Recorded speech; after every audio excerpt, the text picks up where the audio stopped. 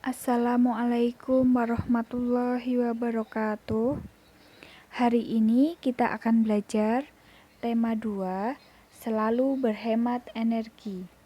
Subtema 1, sumber energi. Energi matahari dalam kehidupan sehari-hari.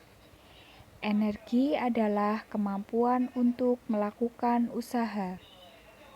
Energi dihasilkan oleh sumber energi. Sumber energi terbesar bagi bumi adalah matahari.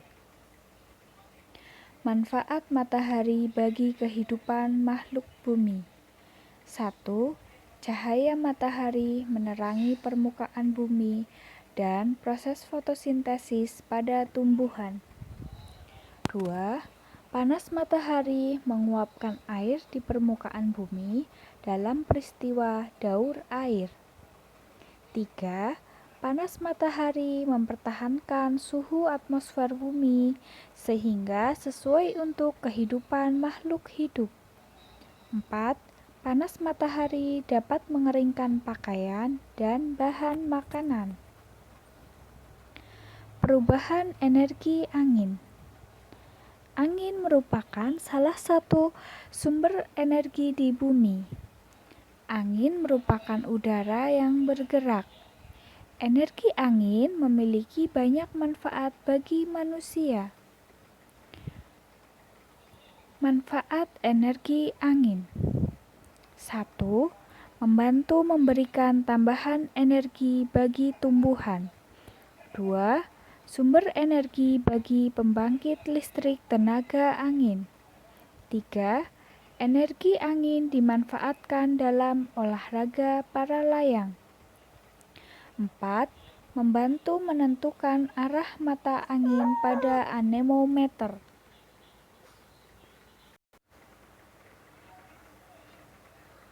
Mengolah informasi dari bentuk peta pikiran. Informasi dari sebuah teks dapat diperoleh dengan membaca intensif atau membaca memindai.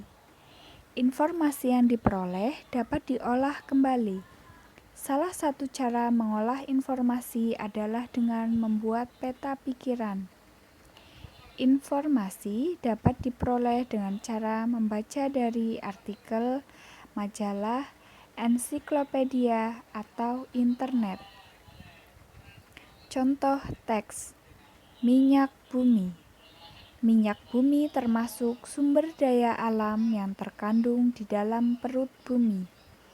Minyak bumi diperoleh dari proses penambangan. Persediaan minyak bumi sangat terbatas. Oleh karena itu, kita harus menggunakan minyak bumi secara hemat dan tepat. Sebelum minyak bumi dimanfaatkan sebagai bahan bakar, minyak bumi diolah menjadi bensin, solar, dan minyak tanah. Sisa hasil pengolahan minyak bumi dapat berupa parafin, plastik, dan aspal. Contoh peta pikiran yang dapat dibuat berdasarkan teks tersebut adalah sebagai berikut. Minyak bumi. Paragraf 1. Asal minyak bumi. Paragraf 2, 3, dan 4. Cara memperoleh minyak bumi. Paragraf 5 dan 6. Hasil olahan minyak bumi berupa aspal, plastik, parafin, dan bahan bakar. Menceritakan informasi berdasarkan gambar yang diamati. Informasi juga dapat diperoleh dari gambar. Informasi dapat diceritakan dengan menjelaskan bagian-bagian gambar secara detail dan terperinci. Sampaikan juga gagasan pokok sesuai gambar. Contoh: minyak bumi dapat dimanfaatkan untuk bahan bakar kendaraan bermotor. Gagasan pokok dan gagasan pendukung. Ingat kembali tentang gagasan pokok dan gagasan pendukung. Gagasan pokok dan gagasan pendukung ditentukan dengan membaca memindai. Contoh teks: kerbau. Hewan merupakan sumber daya alam yang banyak dimanfaatkan oleh manusia. Salah satunya kerbau. Kerbau memiliki tubuh yang besar. Kulit kerbau berwarna hitam dan memiliki ekor yang panjang. Habitat kerbau adalah di darat. Kerbau yang diternak biasanya ditempatkan di kandang. Gagasan pokok. Kerbau merupakan salah satu sumber daya alam yang banyak dimanfaatkan oleh manusia. Gagasan pendukung. Ciri-ciri kerbau, habitat kerbau, dan pemanfaatan kerbau oleh manusia. Pemanfaatan jagung dalam kehidupan sehari-hari. Tanaman jagung termasuk sumber daya alam yang dapat diperbaharui. Jagung memiliki banyak manfaat. 1. Sebagai pengganti nasi. 2. Sebagai bahan kerajinan. Sumber daya alam berdasarkan kondisi alam di Indonesia. Sumber daya alam di Indonesia tersebar di seluruh pelosok tanah air. Setiap pulau memiliki sumber daya alam yang tidak selalu sama. Hal tersebut disebabkan oleh perbedaan kondisi alam. 1. Pulau Sumatera. Pulau Sumatera memiliki banyak pegunungan. Kondisi ini dimanfaatkan manusia untuk menanam tanaman budidaya seperti kopi, lada, coklat, tembakau, karet, dan kelapa sawit. Pulau Sumatera pun kaya akan hasil tambang seperti minyak bumi, batu bara, dan timah. 2. Pulau Jawa. Pulau Jawa memiliki pegunungan, dataran tinggi, dataran rendah, dan pantai. Daerah pegunungan dan dataran tinggi dimanfaatkan untuk perkebunan teh, kopi, dan kina. Dataran rendah Pulau Jawa juga merupakan lahan persawahan yang subur. 3. Pulau Kalimantan. Sebagian besar wilayah Pulau Kalimantan adalah dataran rendah dengan hutan yang lebat. Hutan ini merupakan habitat alami bagi hewan yang terancam punah. Hutan Kalimantan dimanfaatkan oleh manusia untuk ditanami kelapa sawit, karet, dan rotan. Kelapa sawit diolah menjadi minyak goreng, karet diolah menjadi ban, dan rotan diolah menjadi kerajinan tangan. 4. Pulau Sulawesi. Pulau Sulawesi menghasilkan sumber daya berupa pala dan jagung. Pala dimanfaatkan sebagai bumbu masakan, dan jagung juga dimanfaatkan manusia sebagai makanan. 5. Pulau Papua. Sebagian besar wilayah Pulau Papua berupa hutan konversi dan hutan lindung. Sagu merupakan sumber daya alam Papua. Sagu dimanfaatkan sebagai bahan pokok di sana. Papua dikenal sebagai pulau penghasil tembaga, emas, dan logam. Emas dimanfaatkan untuk membuat perhiasan seperti cincin dan gelang. Tinggi dan rendahnya nada.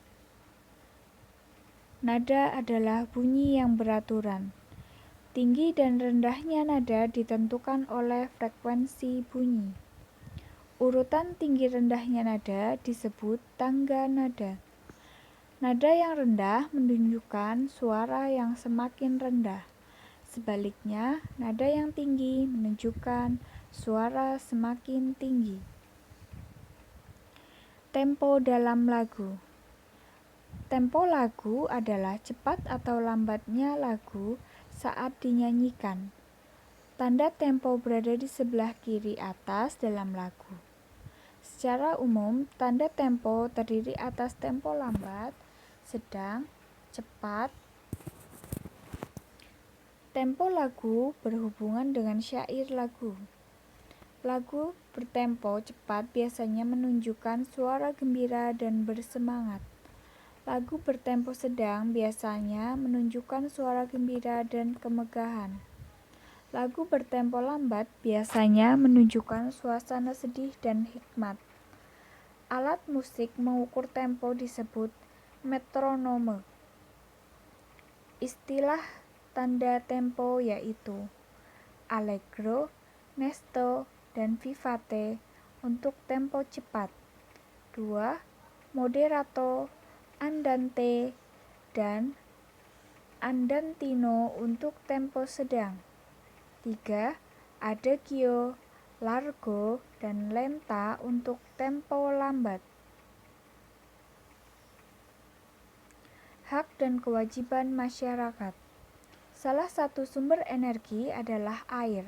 Setiap manusia memiliki hak memanfaatkan air untuk berbagai keperluan.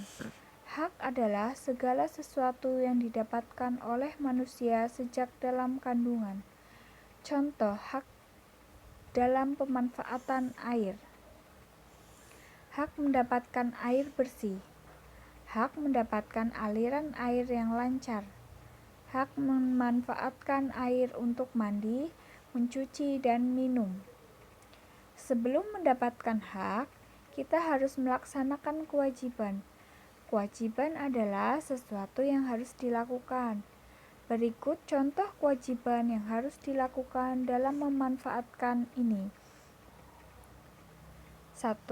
Menggunakan air sesuai kebutuhan. 2. Menutup keran air jika sudah tidak digunakan. 3. Tidak mencemari air dengan limbah. Pentingnya melaksanakan hak dan kewajiban dengan seimbang. Pada pembelajaran 2, kamu telah mengetahui pemanfaatan air untuk membangkit listrik. Kita berhak memanfaatkan energi listrik untuk aktivitas sehari-hari. Penggunaan listrik harus dihemat. Sebagai contoh, tidak menyalakan lampu saat tidur. Kita juga harus mematikan TV jika sudah tidak ditonton. Semakin banyak kita menggunakan listrik, biaya listrik akan terus meningkat. Hak dan kewajiban harus seimbang. Walaupun kita mempunyai hak menggunakan listrik, kita juga harus berkewajiban untuk membayarnya. Terima kasih, semoga bermanfaat.